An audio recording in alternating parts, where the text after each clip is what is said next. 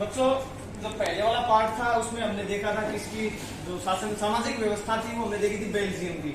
और अभी इस पार्ट में हम देखेंगे कि एक दूसरा एग्जांपल मैंने बताया था श्रीलंका का दिया गया था। श्रीलंका के बारे में देखो, श्रीलंका की सामाजिक संरचना की बात करें ना तो बच्चों वहां पे दो, एक तो सिंगली भाषा बोलने वाले लोग थे, उनकी संख्या थी 74%। श्रीलंका के बारे में बताया था पहले, तो आपको पता ना भारत के दक्षिण में बिल्कुल ज्यादा दूर नहीं, कन्याकुमारी से अपने हिंद महासागर में स्थित है। तो वहां सिंगली बोलने वाले, तमिल बोलने वाले और कुछ समुदाय से जो तमिल और सिंगली दोनों बोलते थे। तो ये अलग अलग वैरायटी थी भाषा के आधार पर। 74% सिंगली बोलने वाले, 18% तमिल बोलने वाले और 8% ऐसे थे जो तमिल और सिंगली दोनों बोलते थे। अब यहाँ से देखें तो सबसे ज्यादा दबदबा हमें किसका दिखाई देता है? सिंगली बोलने वालों का, क्योंकि 74% है इन्हीं की जनसंख्या। अब जहाँ पे जो भाषा बोलने वाले लोग ज्यादा होंगे उनका दबदबा ऑब्वियसली बनेगा। अब इनमें से एक चीज देखो कि वहां पे ईसाई धर्म के लोग, ठीक है, ये तो सिंगली वाले थे ना, बौद्ध धर्म को मानने वाले थे। किसको? बौद्ध धर्म को मानने वाले थे। और ये तमिल बोलने वाले थे, तमिल में भाई कुछ ऐसे भी थे जो तमिल में मुस्लिम भी थे और ये हिंदू भी थे। तो मुस्लिम मान लो मुसलमानों का भी फेवर करते थे, कुछ हिंदुओं का फेवर करते थे, वो दोनों थे, हिंदू और मुस्लिम दोनों धर्म थे इनके लिए। अब ईसाई 7% वहां पे क्या थे? ईसाई भी थे। अब ईसाइयों में से कुछ ऐसे थे जो सिंगली भाषा भी बोलते थे, कुछ ऐसे थे जो तमिल भाषा भी बोलते थे। फिर बात की जाए तमिल की, तो तमिल भाषा बोलने वाले वहां दो तरह के लोग थे। एक तो खुद वहां श्रीलंका के जो तमिल बोलते थे, और कुछ ऐसे थे जो भारत के थे और श्रीलंका के भी थे। ये वैसे हुआ क्या था? 1947 में भारत आजाद हुआ, 1948 में श्रीलंका आजाद हुआ था अगले साल। तो उससे पहले क्या होता था, जैसे बहुत पुराने टाइम में दास प्रथा चलती थी, एक जगह से दूसरी जगह पे लोगों को भेज दिया जाता था। वो तो हालांकि खत्म हो गई थी, लेकिन फिर भी भारत एक औपनिवेशिक शासक हो गया था, अंग्रेजों का गुलाम हो गया था। तो क्या करते थे, भारतीयों को किसी दूसरी जगह पे भेज देते थे काम करने के लिए। तो भारतीय बिल्कुल श्रीलंका के नजदीक तमिलनाडु लगता है, वहां से तमिल भाषा बोलने वाले लोगों को श्रीलंका लाया जाता था काम के लिए। बाद में वो वहीं रह गई, तो मिक्स हो गया। तमिल बोलने वाले कुछ ऐसे हो गए जो श्रीलंका के थे, कुछ भारत के थे। तो 18% तमिल थे ना, उसमें 13% श्रीलंका के थे और 5% भारत के। तो यहाँ सामाजिक संरचना थोड़ी सी अटपटी सी हमें लग रही है। कोई तमिल बोलने वाला है, कोई सिंगली बोलने वाला है, कोई दोनों बोलने वाला है, कोई ईसाई धर्म का है, कोई भारतीय है, कोई तमिल का है। लेकिन इन सभी बातों में कंक्लूजन एक ही निकला कि दबदबा किसका? सिंगली का। अब इन्होंने क्या किया भाई, सोचा कि तुम ज्यादा हो तो सबसे ज्यादा अधिकार तुम्हारे पास होने चाहिए। इस चीज का उन्होंने फायदा उठाया और इन्होंने क्या किया, एक अपना ये मान लो संविधान तैयार होता ना, वैसे अपने कुछ नियम और कानून तैयार किए। उसमें 1856 में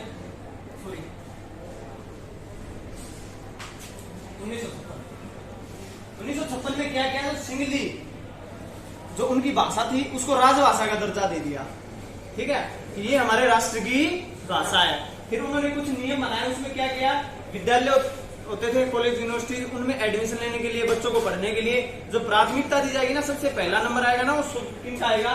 सिंगली समुदाय वालों का, जो सिंगली भाषा बोलते हैं ना, उनका नंबर आएगा। सीटें बची तो तुम्हें एडमिशन दिया जाएगा, ऐसा कर दिया। नौकरियों में पहला नंबर सिंगली वालों का, नौकरियां बच गई तो तुम्हारा नंबर आ जाएगा। मतलब उन्होंने पार्शलिटी, भेदभाव करना शुरू कर दिया। ये सोचा संख्या में हम ज्यादा हैं, मिलकर रहेंगे तो इनको तो ये थोड़े हैं, इनसे तो हम हैंडल कर लेंगे इनको। तो ये उन्होंने करना शुरू कर दिया, अपने धर्म का संरक्षण करने लगे। बौद्ध धर्म, बौद्ध धर्म, बौद्ध धर्म श्रेष्ठ धर्म है, ये है वो, मतलब बढ़ावा देने लगे। अपने धर्म की तारीफ, लोगों को प्रेरित कर रहे धर्म बदलने के लिए। अगर कोई धर्म बदल के इनका धर्म अपना ले तो इनको भी ये अधिकार दे देते। ठीक है, ये लालच भी देने लगे। तो इस तरह से उन्होंने वहां श्रीलंका के अंदर है ना, कुछ ऐसा माहौल तैयार कर दिया कि एक ग्रुप दूसरे ग्रुप का दुश्मन बन गया। अब ये सारा ग्रहित की स्थिति बना दी, और जो तमिल बोलने वाले लोग थे वो बिल्कुल नाराज हो गए। उनको लगा कि तुम्हें तो दरकिनार कर दिया गया है, तुम्हारे अधिकारों की अवहेलना की गई है, तुम्हारा इस देश में जैसे कुछ है ही नहीं, तुम्हारा कोई वजूद ही नहीं है, तुम तो इनके गुलाम हो, तुम तो इनका शोषण सहोगे। ऐसा कुछ तनाव, ऐसा वो फील करने लगे अपने आप। और भाई गृह युद्ध की स्थिति जैसे बेल्जियम में बनी थी ना, कुछ वैसी श्रीलंका के अंदर भी तैयार हो गई। अब उन्होंने गृह युद्ध कर दिया भाई, ठीक है, अपनी मांग रखने लगे। अब उन्होंने तो मांग रखी ना, उस मांग में सबसे पहले तो क्या था कि समान अवसर, सबको समान अवसर मिलने चाहिए भाई, सबके अधिकार बराबर हैं, सबको बराबर मौके मिलने चाहिए, पहली मांग। दूसरी मांग उन्होंने रखी तमिल इलम की मांग, ठीक है। तमिल इलम की मांग मतलब एक स्वतंत्र तमिल सरकार की मांग की, जैसे तुमने अपने सिंगली समुदाय के लिए बना रखी ना, ऐसे हम हमारी एक स्वतंत्र सरकार बनाएंगे जो तमिल भाषा बोलने वालों की हो। ये दूसरी मांग उन्होंने रखी। और तीसरा रखा सभी धर्मों का संरक्षण किया जाए। वे अकेला बौद्ध धर्म नहीं है या हिंदू धर्म के भी है, ईसाई भी है, मुस्लिम भी है, सबका सम्मान करो, सबका बराबर अधिकार दो, ये मांग की। अब ये मांगने लगे, इन्होंने ये व्यवस्था ला रखी थी, ये इस व्यवस्था को छोड़ने वाले नहीं थे, ये इन मांगों से पीछे हटने वाले नहीं थे। नतीजा क्या हुआ, दोनों गुटों के बीच तनाव बढ़ गया, गृह युद्ध हुआ। और नतीजे में क्या हुआ, बहुत से हजारों लोगों की जान गई, दुनिया भर के लोग बेघर हो गए। व्यवस्था इतनी खराब हो गई कि सामाजिक तौर पर, आर्थिक तौर पर, राजनीतिक तौर पर हर तरह से श्रीलंका देश को क्या हुआ, नुकसान। तो ये दोनों उदाहरण दिए थे बेल्जियम का और श्रीलंका का, सिर्फ ये समझाने के लिए कि दोनों देशों के सामने इतनी ही कठिन परिस्थितियां थी। दोनों ही देश गृह युद्ध की स्थिति से जूझ रहे थे, लेकिन एक देश जिसने अच्छे से नियम बनाए, सभी धर्मों का बराबर रखा, सभी भाषा बोलने वालों का सम्मान किया और एक अच्छे लोकतंत्र की स्थापना की, तो वो देश आगे निकल गया, गृह युद्ध से बाहर निकला। दूसरी तरफ श्रीलंका वाले, उन्होंने लोकतंत्र की स्थापना नहीं की, वो अपने बहुसंख्यकवाद पे चल रहे थे। बहुसंख्यकवाद का मतलब पता है क्या था, मैंने लिखा ना बहुसंख्यकवाद। बहुसंख्यकवाद का मतलब वही है एक ऐसा विचार जिसमें ज्यादा संख्या वालों को केंद्र बनाया जाए। मैं बोलूं आतंकवाद तो समझ लेना ऐसा विचार जिसमें आतंक को सेंटर माना गया है, केंद्र माना गया है। बहुसंख्यकवाद ऐसा विचार जिसमें बहुसंख्यकों को सेंटर माना गया, केंद्र माना गया।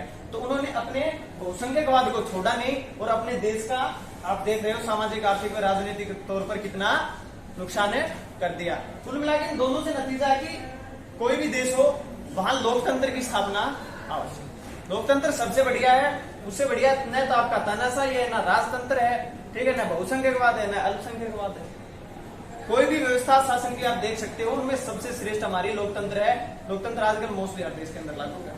तो बच्चों ये दोनों एग्जाम्पल के थ्रू आपके पूरा चैप्टर समझा गया था कि सत्ता की साझेदारी क्या है, सत्ता की साझेदारी क्यों आवश्यक है। क्लियर है, समझ में आ गया, कोई दिक्कत? ठीक है, बहुत आगे।